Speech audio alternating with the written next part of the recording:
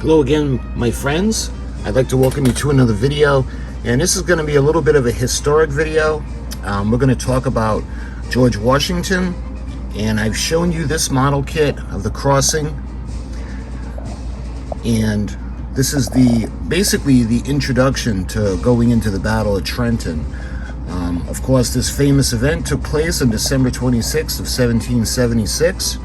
So sit back and relax, and we're going to learn a little bit about that night and the beginning of the battle.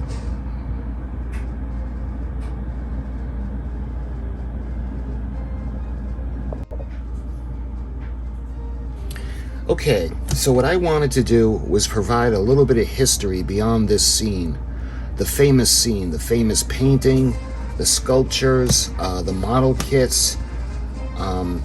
So much has been made of this as an inspiration, and we're going to take a look at the events that happened, and we're going to look at it through the Revolutionary War. This is from the National Geographic Society, and this is by Bart McDowell. So we're going to pick up right on the crossing. You can see that famous painting that inspired so many. This is ice-clogged Delaware River hampers Washington's army, and Emmanuel Leutze's idealized painting. The bold attack at Trenton on December 26 of 1776 surprised the Hessians and gave America her first great victory. So we're going to take a look at this now, the beginning of it. The storms reported at Christmas time in 1776 on the Delaware River itself. A strong current moved whole flotillas of ice floes, the chunks thick enough to be hazardous to boats. The summer soldier and the sunshine patriot will, in this crisis, shrink from the service of their country, but that he stands it now deserves the love and thanks of man and women. The harder the conflict, the more glorious the triumph. Those words are from Paine's The Crisis, were published December 19th of 1776 in the Pennsylvania Journal. Washington got a copy just in time. He ordered the papers read to each corporal's squad. Those were the words written on a drumhead during a gloomy retreat that now inspired men to turn and attack. My children paid Tom Paine their ultimate tribute. Total silence. The American army must have had the same reaction, for these words demand the quiet clenching of a fist. Later that same Christmas evening, we tucked Rob away, and the older children joined me again on the Pennsylvania bank of the Delaware, where I read them the account, a tribute to one of Washington's aides. December 25th, Christmas morning. They make a great deal of Christmas in Germany, and no doubt the Hessians will drink beer and have a dance tonight. They will be sleepy tomorrow morning. Washington will set the tune for them about daybreak. Christmas, 6 o'clock p.m. The regiments have had their evening parade, but are marching toward the ferry. It is fearfully cold and raw, and a snowstorm is settling in. It will be a terrible night for the soldiers, who have no shoes. Some of them have tied old rags around their feet. As the Delaware, an army turned around. With it turned a war in American history. After the fall of Fort Lee and the New Jersey retreat, Washington took cover in Newtown, Pennsylvania on December 8th. He returned to take Trenton on December 26th, then went back to Pennsylvania. He recrossed the river, marched to Allentown, and took Princetown on January 3rd of 1776. Then Hackensack and Elizabeth 3 days later. Now the army could rest safely at Morristown. Americans encircle and capture Trenton. Here, red standards distinguish themselves between banners, mark the Hessians, before Washington's command post, Henry Knox's Battery A, ranks the streets as Alexander Hamilton brings up his guns. B. To the west, Hughes Mercer's men take a flank position, which is C.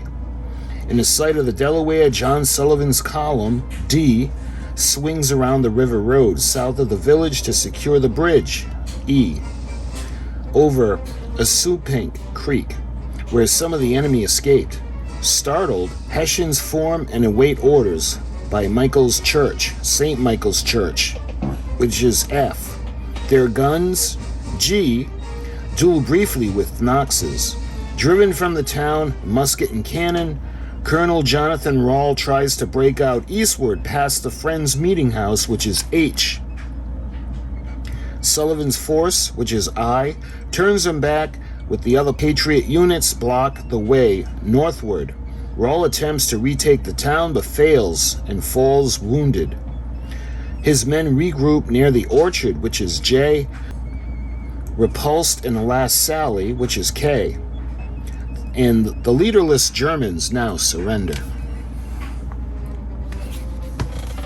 Cargo of 2,400 soldiers, Henry Knox's 18 field pieces, and some horses. December 26, 3 a.m. The troops are all over. The boats have gone back for the artillery. I've never seen Washington so determined as he is now. He stands on the bank of the river wrapped in his cloak, superintending the landings of the troops. He is calm and collected, but very determined. One of the military exploit, Washington was risking half of his crumbling army with all of the hope and the undetermined future of the United States of America. He had planned the Battle of Trenton as a three-pronged attack, but his men downstream couldn't cross the river. Washington's own column was the only one that reached the New Jersey shore ready to march those 9 miles to Trenton. Washington himself was late too. He feared the dawn light to surprise the Hessians, but Germanic feasting made the difference.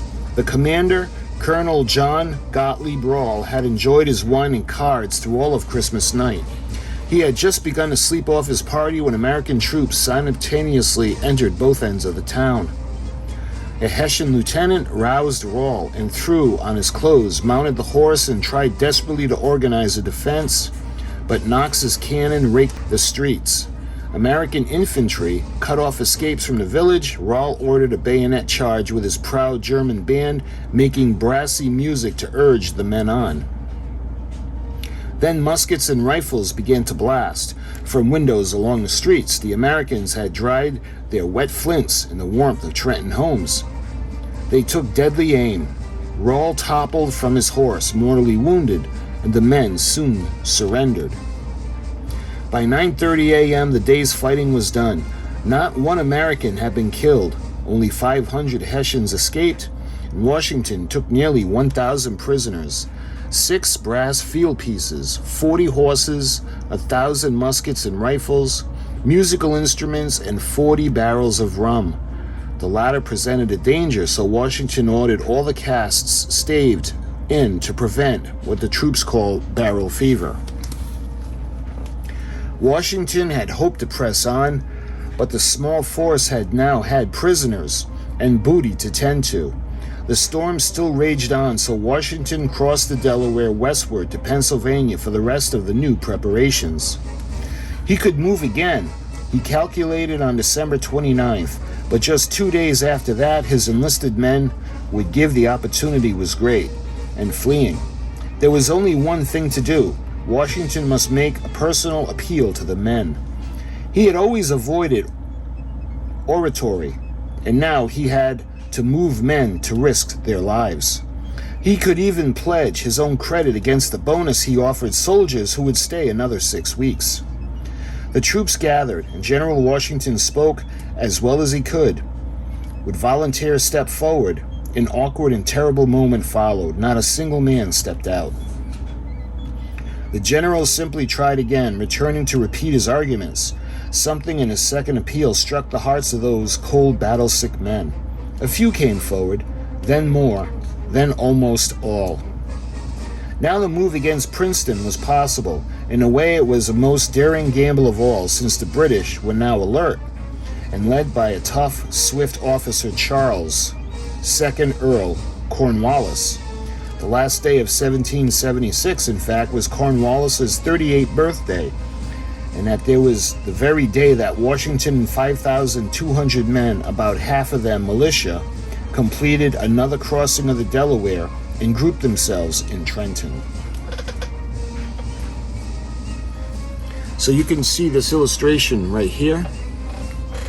Mortally wounded Colonel Johann Rall, commander of the Hessian forces of Trenton, surrenders his sword to Washington. In this romanticized painting called Noisy and a Drunkard by British soldier, Rall had spent Christmas drinking and playing cards despite warning of an attack. Cornwallis and 8,000 crack regulators were on their way to meet the threat, perhaps to destroy Washington openly. Rain and muddy roads slowed the British, but by the evening of January 2nd, they seemed to have pinned the Americans into a hopeless spot. Retreat cut off by the Delaware. The night grew bitter, and both armies lighted campfires. Chilled British sentries could hear American shovels working through the night. Next morning, the British discovered a hoax. A party of 500 Americans had burned fence rails all night with noisy scraping of spades. Washington's whole army had slipped away on a hard frozen ground, not slinking westward in retreat, but boldly taking the offensive. They had moved around Cornwallis's flank, and now surprised British reinforcements at Princetown.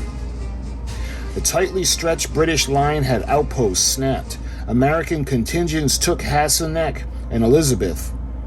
Howe had to fall back in. In 11 astonishing days, Washington liberated most of all of New Jersey. But strategic as New Jersey was, the greatest value lay in American morale. We can even view the dramatic change through Ambrose Searle's British spectacles.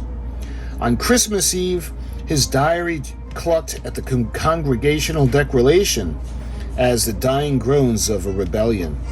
But the day after Trenton, it was exceedingly concerned, as it will tend to revive the troops' drooping spirits and the rebels and increase their force. Searle was right. Superstitious folk had feared the coming of 1777 from the numerals resembling gallows. Rebels would hang that year. But sadly, the gallows seemed remote. Congress even felt emboldened to publish the names of the men who had signed the Declaration of Independence. By crossing the Delaware, Washington convinced Americans that they could win the war. The war itself had turned. And in this illustration, you can see Princeton's Universal's Venerable Nassau Hall, built in 1756, served as a barracks and hospital for both the British and American troops. Walls still show scar gorged by cannonballs. Alexander Hamilton's battery during the Battle of Princeton on January 3rd. One shot, legend says, decapitated a portrait of George II not far from the building. The British troops bayoneted General Hugh Mercer. And to the right, an outrage of the Americans, George Washington, Parke Curtis, and Washington's adopted step-grandson painted the battle scene.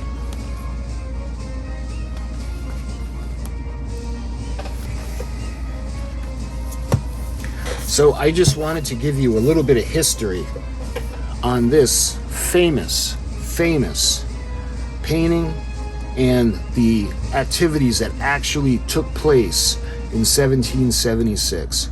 They would go on to cross the river a couple of times, and the Battle of Trenton would be ultimately victorious by the United States of America and George Washington.